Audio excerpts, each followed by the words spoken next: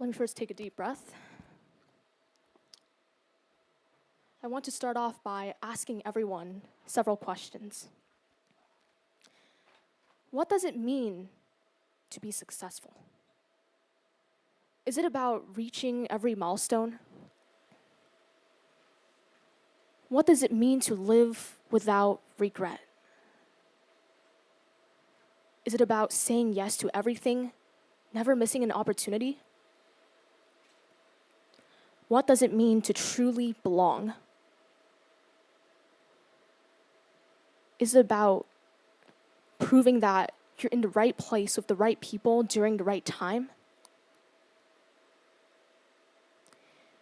In the world that we live in, change is rapid. One of the many things that are changing in our world is the way we communicate, as well as the way we receive content. We all use social media. You know, a recurring pattern that I've realized in which the way young people use social media is through bite-sized content. Whether it be on platforms such as Snapchat, Instagram, TikTok, you name it. We like to scroll. With the swipe of our finger, we go from one video to the next. Why do we do it? Do we like the small hits of dopamine it gives us? Do we want to see an aspect of life we've never been introduced to before? Or are we just in a perpetual cycle of addiction? I'm not sure. But we may not be aware that while we're receiving content on social media, content creators can meticulously craft content in ways that would significantly influence viewer perceptions. Sometimes when I view content that I'd see online, I know that it's one-sided. I know that they're showing us what they want to showcase, yet part of me inevitably compares. Part of me thinks to myself, perhaps their lives are bigger, better, more exciting. There is a name for this psychological phenomenon, and it's called the fear of missing out. It describes a certain feeling, a feeling that no matter how hard you try, you're not involved in something. It is something you aren't. It is something that you're missing out on. You happen to be falling behind. You know, a significant reason why I think this phenomenon may be so prevalent in today's generation is due to what I like to call the highlight reel effect. You know, I don't know what's captivated me so much about receiving content on social media. Is it the fact that the videos I see are so interesting? Maybe. Maybe they are.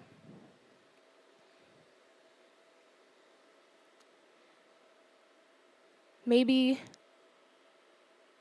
the content they show us, they really give me so much dopamine that I didn't even realize. Have you ever had that someone in your life? That someone who you think has everything figured out? Video after video, post after post, I found myself overwhelmed because I kept seeing things in other people's lives that I didn't quite have. For instance, does someone possess a potential quality? Does someone have a privilege that you wish you had? For instance, they're in a loving, committed relationship. Someone out there sees them, hears them, accepts them, supports them just for who they are. They may be in a complete family. Their parents ever supportive, ever present in the fading light of their adolescence and childhood. Perhaps they have a conventionally pretty face. They dress up in dainty and flattering outfits I'd only dream of being in. Perhaps they're very passionate about a certain field. They gradually build up their skill set and they're not afraid to demonstrate what they've learned. Sometimes I wish I were half as pretty or even better if just as pretty. Half as smart or even better if just as smart. Let me experience half as much or even better if just as much. I can't control it. Because when I'd put my phone away and take in my surroundings, life doesn't seem remotely close to what I want it to be. It all feels disappointing. Perhaps the only way we can gain the slightest share of what others are actively experiencing is through our screens or from a distance. And what's sad is that there are so many things I could have appreciated about myself that I have overlooked for such a long while. As someone who had a passion for music at a very young age, I took it upon myself to, learn the saxophone. It's an instrument that I never knew I loved so much. Tireless hours of practice turned into weeks, months, eventually years, and I started getting more and more performance opportunities. But every single time I'd step off stage, the first thing I'd feel, it wasn't joy.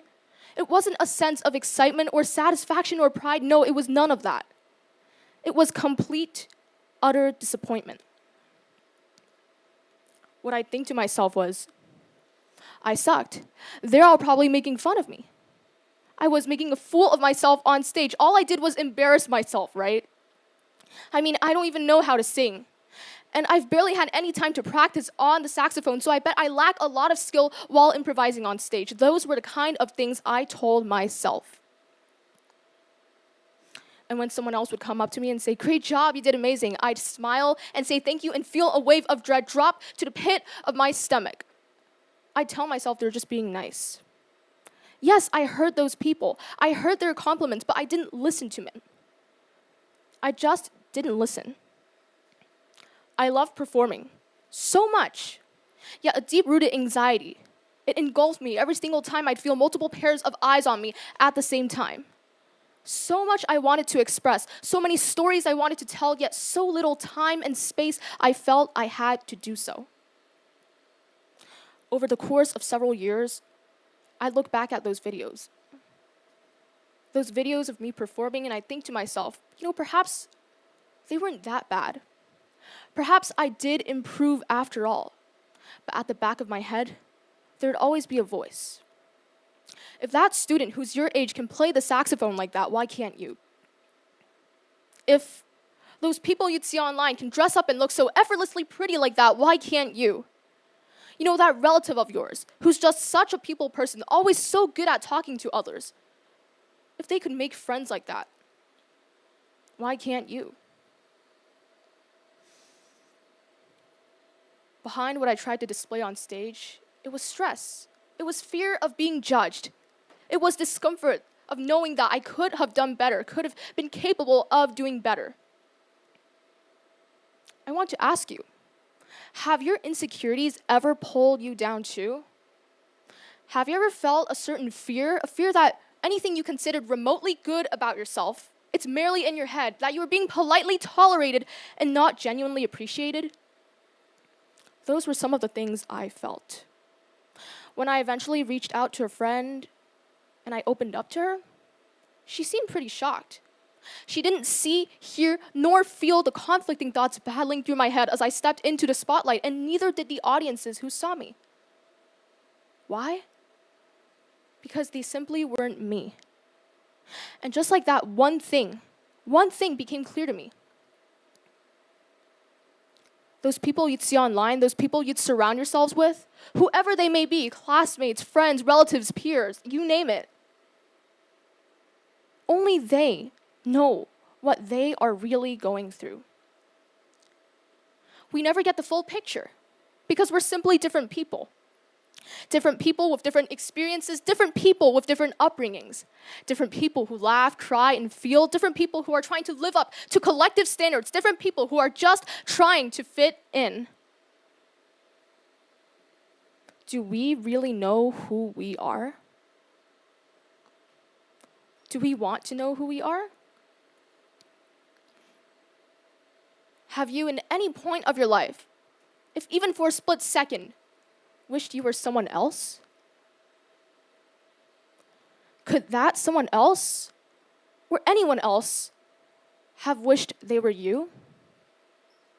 So really, what are we comparing ourselves to?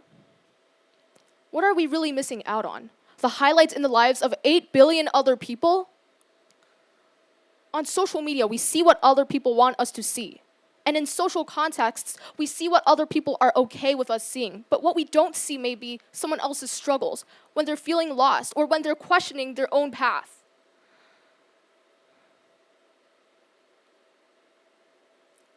It's all so unexpected.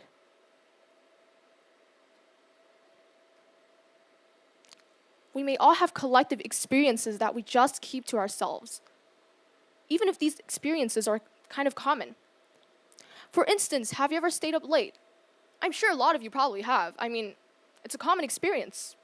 You may be staying up late because you have a lot of work on your plate. You may be staying up late because you're chatting to someone, scrolling on social media, or perhaps you're just overthinking your life. In these late nights, you're just contemplating everything. Think back to the last time you were laying awake on your bed and just perhaps you weren't the only one awake that night. Perhaps millions of people were just like you. Because I knew that in that night, the night in which I opened my window and gazed at the same set of stars millions of other people were looking at, I knew I wasn't completely alone. We keep these experiences to ourselves, yet it's all so fascinating. Just like we have these late night moments, we may also have other moments. Moments of stress, anxiety, helpless moments. Moments in which we share a laugh with some other people who also find it funny. Moments in which we relish in the golden glow of the sun dipping below the horizon. Moments of love and support, moments of doubt, insecurity, painful moments, exciting moments, excruciating moments, exhilarating moments. These moments are what shapes us remarkably into who we are. When I looked at another person, I've always been so quick to assume what kind of life they've known. But their highlight reel is not the full story. Neither is mine. And neither is yours.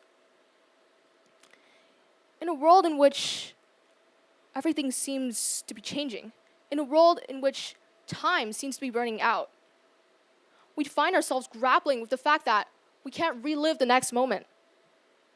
We can't relive the last moment, and we can't relive any other moment that comes right at us. High school comes by, and people are asking you, what careers do you want to choose? Should you pick that major which you love, or should you apply to the major which may perhaps earn more? Or perhaps you don't really know what you love, you're just trying to make sense of the situation. And then you come to college, suddenly everyone's in a relationship, what's going on? Financial independence? Since when did you have to worry about financial independence? Since when weren't you a child again? In the midst of it all, we don't want to miss out. We feel inclined to catch up. We don't want to miss out on value. We don't want to miss out on being part of something bigger than ourselves. We don't want to miss out on success. But really, what is success? What does success mean to you? They've told us what it takes to be successful like them. But I'm not them. I'm me. And you're you. We only have one shot at this life we're living. So I guess the real question is, what do you want out of your life? I'm going to start with what I think. I want to feel successful. I want to feel as if it were all worth it. But I know for a fact that if I spent my whole life chasing an idealized version of success that other people are telling me to chase, defined by someone else, if I spent my whole life following the footsteps of other individuals, if I spend all my life chasing the unattainable, I'd eventually lose myself. Do you ever feel the need to just prove to some people, just prove to them that, you're more than what they think you are, that you're worth all of that you're worth, being loved, that you're beautiful, that you're capable? Not everyone in the world is going to see your worth. Not everyone in the world is going to understand. So perhaps the first person to prove that to is you. Disappointment, stress, and anxiety, it inevitably comes our way. But the way in which we create a change in mindset can help us effectively navigate these emotions. There was a time when I was really overwhelmed with work and I didn't know what to do, so I decided to take a breath of fresh air. I stepped out to my balcony and then I saw it all. I saw the sky. I saw the sun cast an orange glow over the horizon. I heard the wind and I heard the leaves brushing against each other. In that moment, all I saw was what was in front of me. The impermanence of the moment made it all the more beautiful. I wasn't necessarily doing anything. I wasn't out partying. I wasn't posting anything on social media. I wasn't out traveling the world and I wasn't racking up my accomplishments. But it didn't matter. I was exactly where I needed to be. I was there. I was there. I was in the present moment. Maybe none of us have it all figured out. Maybe we're just trying to make the most of our lives with the time we have, and that is absolutely okay.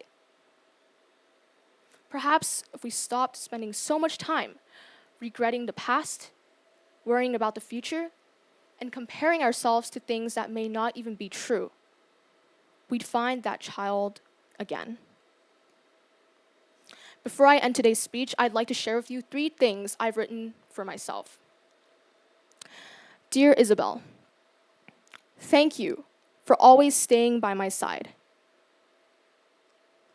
Thank you for never giving up. And last but not least, thank you for dreaming. And as I stand before you saying these very things, I want it to reach to you too. There are so many things about you, yes, you, the person who's listening to me talk right now, that are worth thanking yourself for. And there are so many things you have yet to explore. Let this be a reminder that as long as you believe, you can be what you aspire to be. Just like, before I stepped on the stage, I told myself to believe in myself.